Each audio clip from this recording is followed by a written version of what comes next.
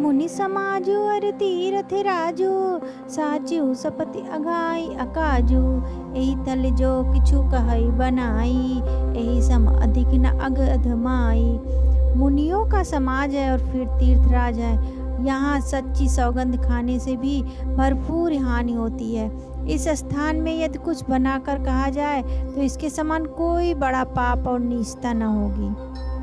तुम सर्वज्ञ कहु सति भाऊ, उरि अंतर जामी रघुराऊ।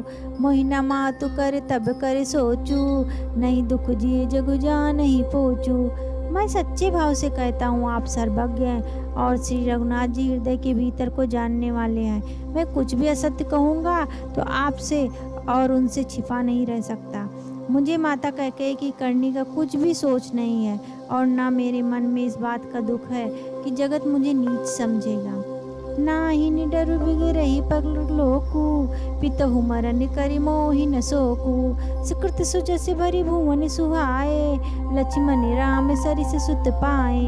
न यही डर है कि मेरा परलोक बिगड़ जाएगा और न पिताजी के मरने का भी मुझे शोक है, क्योंकि उनका सुंदर पुण्य और सुयश विश्व भर में सुशोभित है। उन्होंने श्री राम लक्ष्मण सरीखे पुत्र पाए। राम बिरह तज तनु छन भंगु, भूप सोच कर कवन प्रसंगु। राम लखन से बिनु पग पनहि, करि मुनि बेस फिरहि बन बनहि। फिर जिन्होंने श्री रामचंद्र जी के विरह में अपना क्षण भंगुर शरीर को त्याग दिया, ऐसे राजा के लिए सोच करने का कौन प्रसंग है। श्री राम जी, लक्ष्मण जी और सीता जी पैरों में बिना जूती के मुनियों का वेश बनाए वन वन में फिरते हैं। आज निवसन फल यसन मही, शयन डासी कुसपात। बसी तरु तर नित्य सहत हिम, आतप वर्षा बात। वह वल्कल वस्त्र पहनते हैं, फलों का भोजन करते हैं और पृथ्वी पर कुश और पत्ते बिछाकर सोते हैं और वृक्षों के नीचे निवास करके नित्य सर्दी गर्मी वर्षा और हवा सहते हैं। यही दुख दाह दहाई दिन छाती, भूख न बासर नींद न राती। यही कुरोग करि औषधु नाही, सो देव सकल विश्व मन माही। इसी दुख की जलन में निरंतर मेरी छाती जलती रहती है। मुझे न दिन में भूख लगती है और रात में नींद न आती है। मैंने मन ही मन समस्त विष को खोज डाला, पर इस कुरोग की औषध कहीं नहीं है। मातु कुमत बढ़ई अगमूला, तेहि हमारे हित कीनी बसूला। कलि कुकाठ कर कीनु कुजंत्रु, गाड़ी अवधि पड़े कठिन कुमंत्रु। माता को कुमत पापों का मूल बढ़ई है, उसने हमारे हित को वसूला बनाया, उससे कलह रूपी कुकाठ का कुयंत्र बनाया और 14 वर्ष की अवध रूपी कठिन कुमंत्र पढ़कर उस यंत्र को गाड़ दिया। यहाँ माता का कुविचार बढ़ई है, भरत का राज्य वसूला है, राम को वनवास कुयंत्र है और 14 वर्ष की अवधि कुमंत्र है। मोहि लगी यह कठाटू तेहि ठाठा, घाले से सब जग बार बहा बाटा। मिटही को जोग राम फिर आए, बसही अवधि नहीं आने उपाए। मेरे लिए उसने ये सारा बुरा साज रचा और सारे जगत का बारहा बाट करके नष्ट कर डाला। यह कुयोग श्री रामचंद्र जी के लौट आने पर भी मिट सकता है और तभी अयोध्या बच सकती है, दूसरे किसी उपाय से नहीं। भरत बचन सुनि मुनि सुख पाई, सबहि कीन्हि बहु भांति बढ़ाई। ताति करहु जानि सोच विशेषी, सब दुख मिटहि राम पग देखी। भरत जी के वचन सुनकर मुनि ने सुख पाया और सभी ने उनको बहुत प्रकार से बड़ाई की। मुनि ने कहा, हे तात, अधिक सोच मत करो, श्री रामचंद्र जी के चरणों का दर्शन करते ही सारा दुख मिट जाएगा। करि प्रबोध मुनिवर कहो, अतिथि प्रेम प्रिय भो। कंदे मूल फल फूल हम, देहि लेहु करि छो। इस प्रकार मुनि श्रेष्ठ भरद्वाज ने उनका समाधान करके कहा, आप लोग हमारे प्रेम प्रिय अतिथि बनिए और कृपा करके कंद मूल फल फूल जो कुछ हम दे स्वीकार कीजिए। सुनि मुनि बचन भरत ही सोचू, भयो कुवो सरि कठिन संकोचू। जानि गुर गिरा बहोरी, चरण बंदी बोले करि जोरी।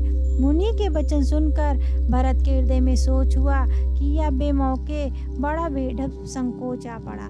फिर गुरुजनों की बाणी को महत्वपूर्ण समझकर चरणों की वंदना करके हाथ जोड़कर बोले, सिर धरी आयुष करी तुम्हारा, परम धर्म यह नाथी हमारा। भरत बचन मुनिवर मन माए, सुच सेवक शिष निकट बुलाए। हे नाथ, आपकी आज्ञा को सिर चढ़ाकर उसका पालन करना यह हमारा परम धर्म है। भरत जी के वचन मुनि श्रेष्ठ के मन में अच्छे लगे। उन्होंने विश्वास पात्र सेवकों और शिष्यों को पास बुलाया। चाहे कीनि भरत पहुनाई, कंदे मूल फल आनहु जाई। भले हु नाथ कही तिनि सिर नाए, प्रमुदित निज निज काज सिधाए। भरत की पहनाई करनी चाहिए, जाकर कंदमूल और फल लाओ। उन्होंने हे नाथ बहुत अच्छा कहकर सिर नवाया और तब वे बड़े आनंदित होकर अपने अपने काम को चल दिए। मुन नहीं सोची पाहुन बड़ न्योता, तस पूजा चाही जस देवता। सुनि रिधि सिधि अनिमादिक आई, आयुष होई सो करहि गोसाई। मुनि को चिंता हुई कि हमने बहुत बड़े मेहमान को न्योता है, अब जैसा देवता हो वैसी उसकी पूजा भी होनी चाहिए। यह सुनकर रिद्धियाँ और अणमाद सिद्धियाँ आ गई और बोली, हे गोसाई, जो आपकी आज्ञा हो सो हम करें। राम बिरह व्याकुल भरतु, सानुज सहित समाज। पहुनाई करिहरहु श्रम, कहाँ मुदित मुनिराज। मुनिराज ने प्रसन्न होकर कहा, छोटे भाई शत्रुघ्न और समाज सहित भरत जी श्री रामचंद्र जी के विरह में व्याकुल हैं। इनकी पहुनाई करके इनके श्रम को दूर करो। रिधि सिधि सिर धरि मुनिवरि बानी, बड़ भागिनी आप अनुमानी। कहई परस परिसिद्धि समुदायी, अतुलित अतिथि राम लघु भाई। रिद्धि सिद्धि ने मुनिराज की आज्ञा को सिर चढ़ाकर अपने को बड़भाग्नि समझा। सब सिद्धियां आपस में कहने लगी, श्री रामचंद्र जी के छोटे भाई भरत ऐसे अतिथि हैं जिनकी तुलना में कोई नहीं आ सकता। मुनि पदि बंदी करई सोई आजू, होई सुखी सब राज समाजू। अस कही रचो रुचिर ग्रह नाना, जय बिलो के बिलखई बिमाना। अतः मुनि के चरणों की वंदना करके आज वही करना चाहिए जिससे सारा राज समाज सुखी हो। ऐसा कहकर उन्होंने बहुत से सुंदर घर बनाए, जिन्हें देखकर विमान भी बिलखते हैं। भोग विभूति भूरी भरी राखे, देखत जिनहि अमरिय बिलासे। दासी दासी साजु सब लीने, जोगवत रहे मनहि मनु दीने। उन घरों में बहुत से भोग और ऐश्वर्य का सामान भर कर रख दिया, जिन्हें देखकर देवता भी ललचा गए।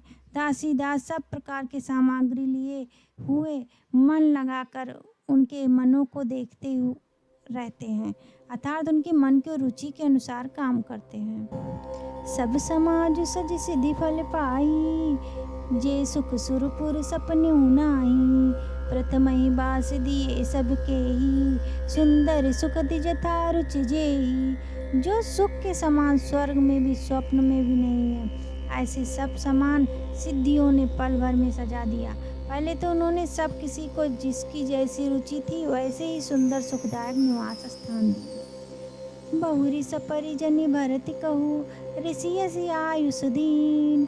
विधि विस्मय दायुक विभव, मुनिवर तप बल कीन। और फिर कुटुंब सहित भरत जी को दिए, क्योंकि ऋषि भरद्वाज जी ने ऐसी ही आज्ञा दे रखी है। भरत जी को चाहते हैं कि उनकी सब संगियों को आराम मिले, इसलिए उनके मन की बात को जानकर मुनि ने पहले उन लोगों को स्थान देकर पीछे सब परिवार भरत जी को स्थान देने के लिए आज्ञा दी थी। मुनि श्रेष्ठ ने तपोबल में ब्रह्मा को भी चकित कर देने वाला वैभव रच दिया। मुनि प्रभाव जब भरत बिलोका, सब लघु लगे लोकपति लोका। सुख समाज नहीं जाए बखानी, देखत बिरत विषय रही ज्ञानी। जब भरत जी ने मुनि के प्रभाव को देखा तो उसके सामने उन्हें इंद्र वरुण यम कुबेर आदि सभी लोकपालों के लोग तुच्छ जान पड़े। सुख की सामग्री का वर्णन नहीं हो सकता, जिसे देखकर ज्ञानी लोग भी वैराग्य भूल जाते हैं। आसन शयन सुभोग पसन बिताना, बन बाटिका बहग मृगनाना, सुरभि फूल फल अमिहि समाना, विमल जलाशय विविध विधाना। आसन सेज सुंदर वस्त्र चंदवे, वन बगीचे भांत भांत के पंछी और पशु, सुगंधित फूल और अमृत के समान स्वादिष्ट फल, अनेक प्रकारों के तालाब कुएं बावली आदि निर्मल जलाशय। असन पानी सुचि अमिहि अमिहि से, देखी लोग सकुचात जमी से, सुर सुर भी सुर तुर सबहि के, लखी अभिलाष सुरेश सची के। तथा अमृत के भी अमृतसरी के पवित्र खान पान के पदार्थ, जिन्हें देखकर सब लोग संयमी पुरुषों की बात संकुचा रहे हैं। सभी के डेरों में मनोवांछित वस्तु देने वाले कामधेन और कल्प वृक्ष हैं, जिन्हें देखकर इंद्र और इंद्राणी को भी अभिलाषा होती है, उनका भी मन ललचा जाता है। ऋतु बसंत भय त्रिविध बयारी, सब कहे सुलभ पदारथ चारी, शक्र चंदन वनितादिक भोगा, देखी रस विस्मय बस लोगा। बसंत ऋतु है, शीतल मंद सुगंध, 3 प्रकार की हवा बह रही है, सभी को धर्म अर्थ काम और मोह चारों पदार्थ सुलभ है। माला चंदन स्त्री आदि भोगों को देखकर सब लोग हर्ष और विषाद के बस हो रहे हैं। हर्ष तो भोग सामग्रियों की ओर, मुनि को तप प्रभाव को देखकर होता है, और विषाद इस बात से होता है कि श्री राम के वियोग में नियम व्रत से रहने वाले हम लोग भोग विलास में क्यों आ फंसे। कहीं इनमें आसक्त होकर हमारा मन नियम व्रतों को न त्याग दे। संपत्ति चकई भरत चक, मुनि आयुष खिलवार, तेहि निसी आश्रम पिंजरा, राखे भाभी निशार। संपत्ति भोग विलास की सामग्री चक्री और भरत चकवार और मुनि की आज्ञा खेल है, जिसने उस रात को आश्रम रूपी पिंजरे में दोनों को बंद कर रखा है। और ऐसे ही सवेरा हो गया। जैसे किसी बहेलिए के द्वारा पिंजरे में रखे जाने पर भी चकवे को रात का संयोग नहीं होता, वैसे भी भरद्वाज जी की आज्ञा से रात भर भोग सामग्रियों के साथ रहने पर भी भरत जी ने मन में भी उनका स्पर्श तक नहीं किया। मास पारायण 19वां विश्राम।